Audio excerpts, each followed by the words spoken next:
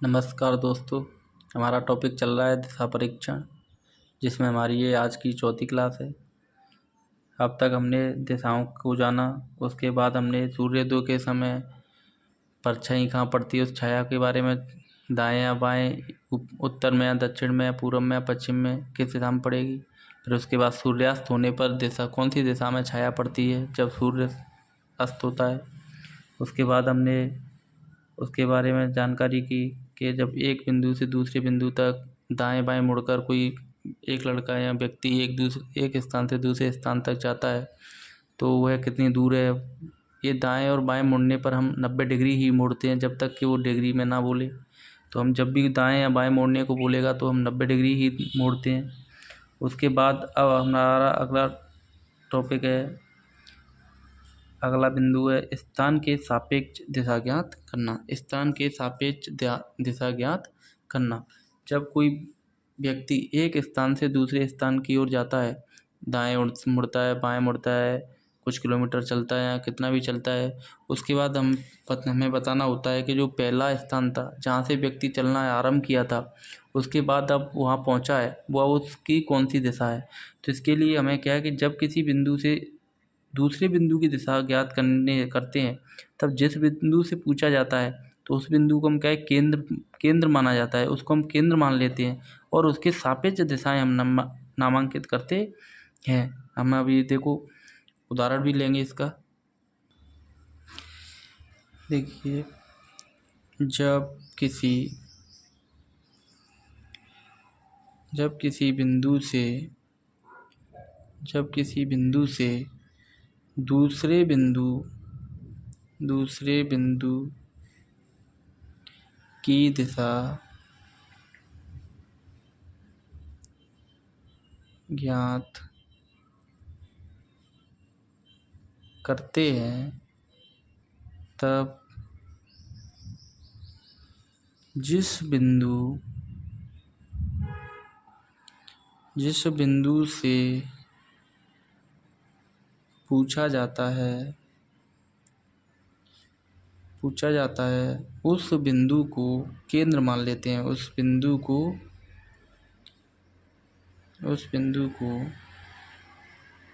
केंद्र माना जाता है और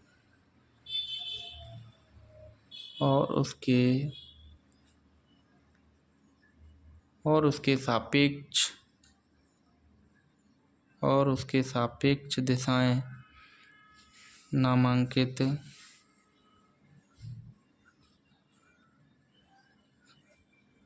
करते हैं। मान लीजिए कोई व्यक्ति है, ये ए बिंदु है, ए बिंदु से पहले वो पूर्व दिशा में चलता है, 5 किलोमीटर चला। उसके बाद वो उत्तर दिशा में 6 किलोमीटर चला। उसके बाद वह फिर दाएं मुड़ता है, यानी कि पूर्व दिशा में 2 किलोमीटर चला। तो अब इस बी बिंदु पर पहुंच गया। तो अब मान के चलिए ए बिंदु से बी बिंदु पर पहुंच गया।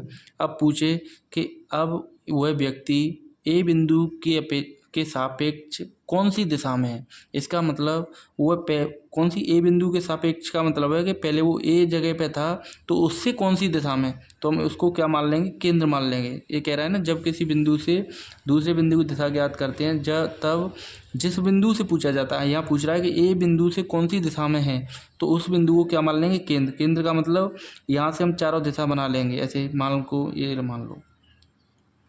ये उत्तर, ऊपर हमेशा उत्तर होता है, नीचे दक्षिण, इधर पूरब और इधर पश्चिम।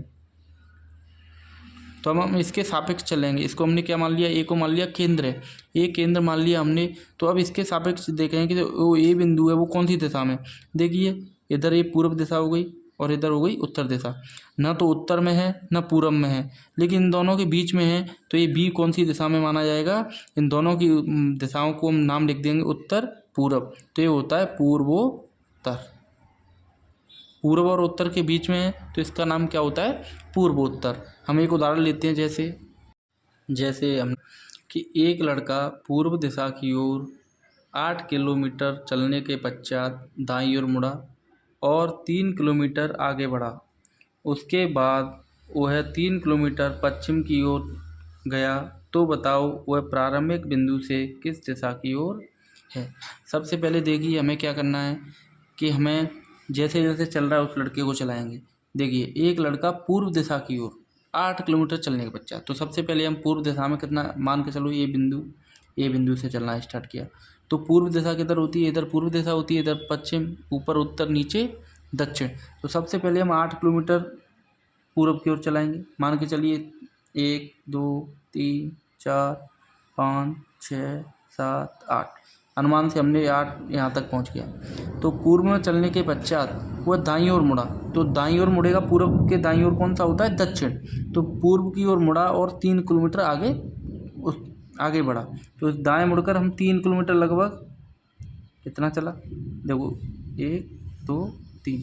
इसका विशेष ध्यान रखना है कि हमें जो लाइन बढ़ानी है, जो किलोमीटर चलाने हैं, वो अनुमान से हमें उसी हिसाब से चलना है कि 8 किलोमीटर है तो 8 के हिसाब से, और 3 है तो 3 के हिसाब से। ऐसा नहीं कि 8 किलोमीटर तो हमने यहाँ तक लाइन खींच दी और 3 किलोमीटर की यहाँ तक, तो उससे हमें दिशा में थोड़ा अंतर आ जाएगा। तो उसके बाद 3 किलोमीटर चलने के बाद वह कह रहा है आगे बढ़ा। उसके बाद वह 3 किलोमीटर पश्चिम दिशा की ओर, अब यहाँ पे पहुँच गया।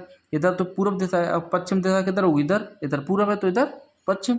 तो अब वो पश्चिम के लिए कितना चला, 3 किलोमीटर। तो लगभग 1 2 3 यहाँ तक आ गया। अब वो यहाँ आ गया, दिशा की ओर बढ़ा और गया। तो बताओ वह प्रारंभिक बिंदु से किस दिशा की ओर।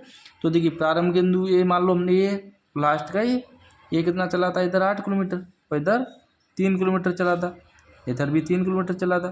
तो सबसे पहले वो पूर्व दिशा में 8 किलोमीटर चला, उसके बाद वो दाएं मुड़कर इधर 3 किलोमीटर चला, उसके बाद फिर दाएं मुड़ा, जब भी तो पश्चिम में जाएगा इधर, तो 3 किलोमीटर फिर चला। अब ये यहाँ पे पहुँच गया। अब वह कह रहा है कि वह प्रारंभिक बिंदु से, मतलब जो प्रारंभिक बिंदु है इसकी अपेक्षा, ये सापेक्ष किसके पूछ रहा है कि ए के सापेक्ष, यानी प्रारंभिक बिंदु से किस दिशा में। तो हम इसको क्या मान लेंगे, केंद्र मान लेंगे। इसको केंद्र मानते हुए हमने इसको केंद्र मान लिया, ये मान लिया। तो इधर तो हो गया उत्तर और इधर दक्षिण और इधर पूर्व और इधर पश्चिम। तो अब बताओ ये जो लड़का है अब कौन सी दिशा में, इसके सापेक्ष देखो, इधर तो पूर्व है और इधर दक्षिण है, इधर पूर्व इधर दक्षिण, इसके बीच में ही तो है। अगर इसके दोनों के बीच में इधर पूर्व है इस लाइन के और इधर दक्षिण, इसके बीच में आएगा, कहीं भी आएगा, तो इन दोनों का नाम क्या होता है, दक्षिण पूर्व। तो हम बताएंगे ये कहाँ पर है, अब दक्षिण पूर्व दिशा में। ठीक है, इसी तरह हम क्या है करेंगे।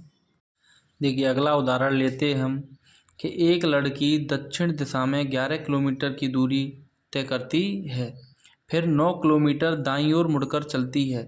तो बताओ प्रारंभिक बिंदु किस दिशा में है।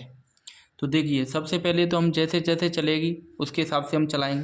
तो सबसे पहले क्या है कि एक लड़की दक्षिण दिशा में 11 किलोमीटर की दूरी तय करती है। सबसे पहले तो हमें देखेंगे कि दक्षिण की तरह नीचे की ओर होता है, ऊपर उत्तर, नीचे दक्षिण। तो सबसे पहले हम ऊपर से मान के चलिए ये बिंदु है, यहाँ से 11 किलोमीटर इधर सीधी दक्षिण में यहाँ तक आ गई। ये मान को चलो 11 किलोमीटर, कितने किलोमीटर है, 11 किलोमीटर, यहाँ तक आ गई, दूरी तय करती है। फिर 9 किलोमीटर दाईं ओर मुड़कर चलती है। अब इधर से कोई आ रहा है ऊपर से, तो इसका दायां भाग किधर होता है, इधर, क्योंकि नीचे जा रहे हैं दक्षिण की ओर, तो दायां किधर होता है, पश्चिम की ओर। तो 9 किलोमीटर उसके बाद कहाँ चलती है, वो दाईं ओर मुड़कर कितना चलती है, 9 किलोमीटर। ये 9 किलोमीटर आगे कह रहा है। तो बताओ प्रारंभिक बिंदु किस दिशा में है। यहाँ पर ध्यान देना है कि यहाँ पर कह रहा है कि प्रारंभिक बिंदु किस दिशा में है। इसने ये नहीं कहा कि प्रारंभिक बिंदु से किस दिशा में है, वो कह रहा है कि प्रारंभिक बिंदु किस दिशा में। इसका मतलब इसमें किसके सापेक्ष पूछ रहा है, किसके पास सापेक्ष पूछ रहा है, बी के।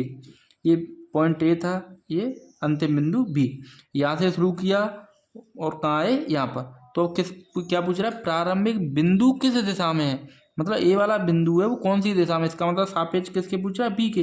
तो इसको मेन क्या मान लेंगे, केंद्र बिंदु। केंद्र क्या मान लेंगे, बी को। यहाँ से केंद्र माना, ये कौन सी दिशा होती है, उत्तर, नीचे दक्षिण, नीचे कौन सी दिशा होती है, दक्षिण और इधर पश्चिम और इधर पूर्व। अब यहाँ पे अब देखिए बिंदु ए इधर है, इसके सापेक्ष पूछ रहे हैं, तो इधर उत्तर है, इधर पूर्व है, तो ये वाला बिंदु है वो कौन सी दिशा में इन दोनों के बीच में है, इधर और इसके बीच में, इधर पूर्व इधर उत्तर, तो ये बिंदु कौन सी दिशा में होगा, पूर्वोत्तर में। तो ये प्रारंभिक बिंदु किस दिशा में हो गया, क्योंकि प्रारंभिक बिंदु कौन सा है, ये कौन सा था, प्रारंभिक बिंदु था। हमने चलना स्टार्ट कहाँ से किया था, यहाँ से। अंतिम बिंदु कौन सा था, ये अंतिम था। तो अंतिम प्रारंभिक बिंदु किस दिशा में था, इसका मतलब प्रारंभिक बिंदु कौन सी दिशा में, अब अंतिम बिंदु के सापेक्ष पूछ रहा था इसमें, तो हमने अंतिम बिंदु को क्या मान लिया, इसके सापेक्ष, ये कौन सी दिशा में होगा, पूर्वोत्तर में।